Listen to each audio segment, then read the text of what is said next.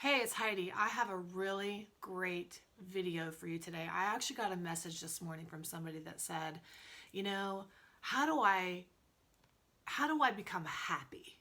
Right? I look at from the outside looking in, like she's looking at my life and thinking, wow, she's doing really what she wants to do. She seems so happy, her family. And how do I have that? How do I get that?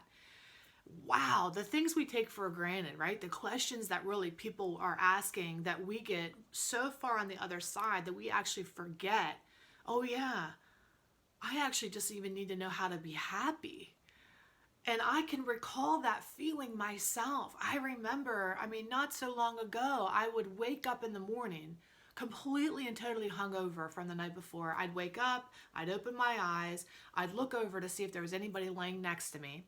And if there was somebody laying next to me, God forbid, I'd look down and make sure I was still dressed, right? And just in panic, oh God, and try to piece the night together. Or if nobody was there, I'd grab my phone and start to try to look and piece the night together and see what I was doing or what I had done.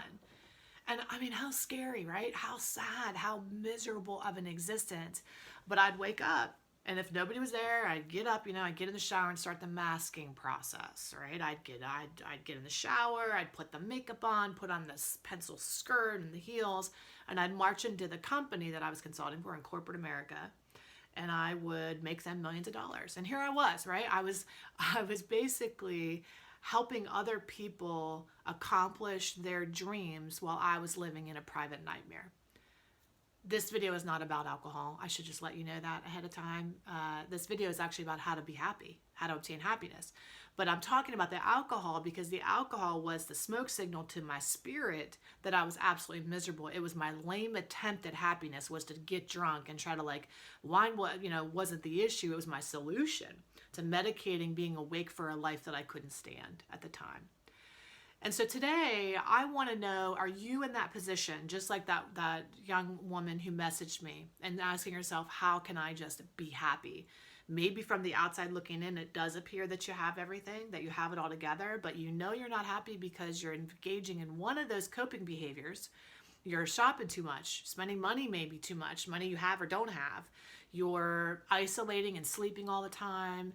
You're eating way too much or drinking way too much, or you're not eating at all. You're starving yourself and restricting, or you're engaging in dangerous, toxic relationships with people or things, So, but all those things aren't really the problem, okay? They're really not the problem. Actually, whenever I decided that I wanted to ask myself I didn't want to ask myself how to quit drinking anymore.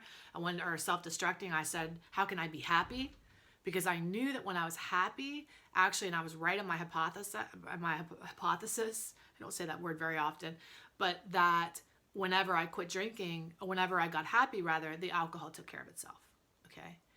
And so if you have kind of that vice, and then what people do is they make that vice the problem, and they put all their time and attention onto that problem, sometimes when they quit drinking, they're still miserable and unhappy. It's like, oh, that didn't work, right? That didn't take care of it. Because again, we need to get at the root issue to see, that actually leads me to step one. I'm getting ahead of myself, okay? There's 3 steps. Simple, right? Super simple. You can count on me for simplicity, right? Number 1 is you actually need to properly diagnose what the hell's going on. Where are you unhappy in your life, and what's really stealing your joy? Again, it might look really good from the outside looking in. For me, you wouldn't have noticed that. You would have looked at my life at the time and been like, wow, okay, yeah, she's got this great job. She's making a lot of money. She looks like she has really nice bags. The things that we compare and compete with, right? But that really wasn't the whole story. Behind closed doors, I ride or die in a dysfunctional relationship with an emotionally unavailable man, right? But I was continually trying to get him to pick me, choose me, because I really, at the end of the day, didn't know my worth, and I had people that were a reflection of my value, that I thought what I was worth. And so when I looked and I could say, oh yeah, wine's stealing my joy, but it really wasn't that. It was this dysfunctional relationship that I was settling for that on paper looked like the ungettable get, but I was miserable because he was constantly choosing other women, and I was feeling like last on the list, and I just wanted a true partner. I wanted somebody I didn't have to guess how they felt about me, right? So I don't know what it is for you, but I know that figuring out the actual issue is step number one. I consider myself a psychological surgeon. A lot of times when people ask me what I do, I say that. I say, I'm a psychological surgeon. What's that? Well, I think about in my coaching practice, I have a lot of doctors that come to me. I tend to attract a lot of really successful, smart people that just have like this intimacy area, right? Of their relationships is an area of struggle for them. And so when I think about a doctor, I think, man, if I sat down with a doctor and I had something that was really ripping me apart and making me miserable, full of anxiety or depression or sadness or whatever, if I went to a doctor and had like a real physical issue, they're going to do a pretty in-depth diagnostic, right? To see like, what exactly is it before they cut me open and start like telling me how to fix my life. They're going to see like, what is at the root of it? And that's how I work. It's not like your typical coaching where like one size fits all band-aid of like, be happy, do this. Like you have to figure out for you, what is your unique situation? What is uniquely robbing your joy? Is it something in the past that you can't seem to forget or get over, you haven't processed properly? A lot of times coaches come to me for coaching and I'll be like, oh yeah, I worked through my shit, I processed that. But then they come in and like, no, you really haven't. Here it is. And that is it still at the root, even though you think you've overcome it, it's still there. You need to actually properly have that taken care of, right? By a qualified person to do that with you. So you need to figure out what that is uniquely for you. And then what area it is, and then so that's number one. Get the diagnosis for absolute shits, right? I can't even tell you how much I believe in this because there are so many people that are actually unqualified that are showing people the way, but they're like a one size. They have no insight into the actual person. Another gift that I have is called the gift of discernment. That's what I refer to it as, right? But when somebody sits in front of me, there is actually an unawareness of the big picture. Like even when somebody sits down and says, I think this is what the issue is that's really causing me this unhappiness, but I'm able to see people like a movie screen of their life is playing behind them, like a seer, right? Like almost like a psychic intense ability to see the real thing that's happening to help all the pieces of the puzzle flow together.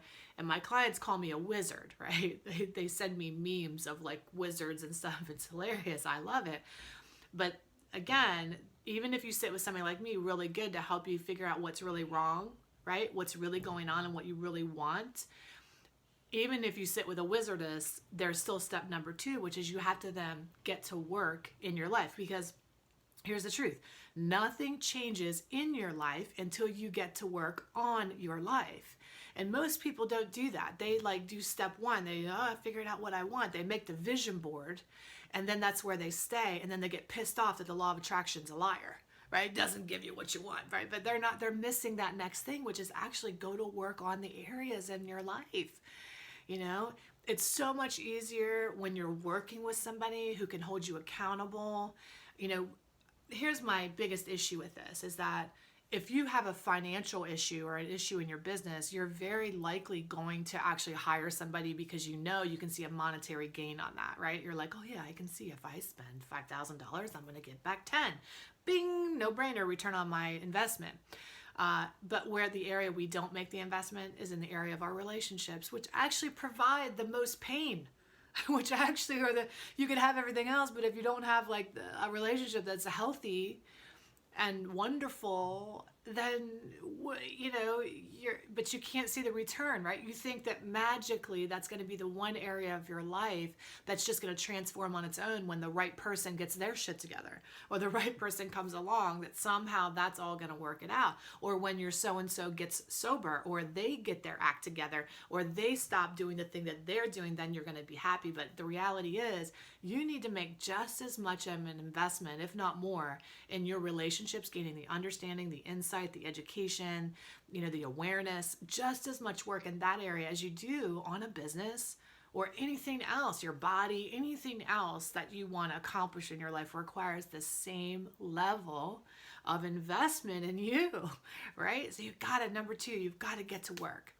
And then the last and final thing, after you get a proper diagnosis from a qualified person, you get to work on your life and in your life on the things that matter, okay? You actually do the damn thing. The third thing is going to be the maintenance program. There are many times in our life where we are just stagnant. We have a low level of dissatisfaction because what we've done, like, we're meant to grow. We're meant to evolve. But you cannot, by the very definition of the word, grow unless you are outgrowing something simultaneously. And that's very painful for us, especially if we're people that we want to be like very grateful for what we have. We want to operate from like, it's okay, I have enough. Life is a paradox. You can be reaching for more while simultaneously being grateful that you have enough. That's the paradox of life, right? So what I want to encourage you to do is ask yourself, what have I outgrown that I'm not recognizing or witnessing in myself or honoring that I actually need to honor? There are things in your life that worked once upon a time. They weren't toxic or dysfunctional to the level that some of the clients that I work with have, but they're just a low level underlying sense of dissatisfaction. Can that be fixed? Do I need to get to work on that, or do I need to release it and let it go, right? A lot of my clients have a really hard time like releasing, letting go. There's a lot about control and holding on, right? Don't know how to let a lot of things go. And also receiving is an issue too, right? Receiving as well. And so what I want to encourage you to do is, even if you're any place in that spectrum, you know what it is, and now you just need to get to work and need the support, or you don't know what it is and you need a psychological surgeon to come in and do a proper diagnosis, or you want to go to the next level of your evolution and you want to learn how to gain the courage that you need to actually root down in what you know to be true and actually pull the trigger and go after that next evolution of you. I want to support you in your journey. Reach out to me, send me a private message, and I can help you along the path, because really it's just a walk back home to your true worth, a walk back home to your truest self, a walk back home to your most authentically happy you. I love you. I'll see you in another video. Take excellent care of yourself. Bye-bye.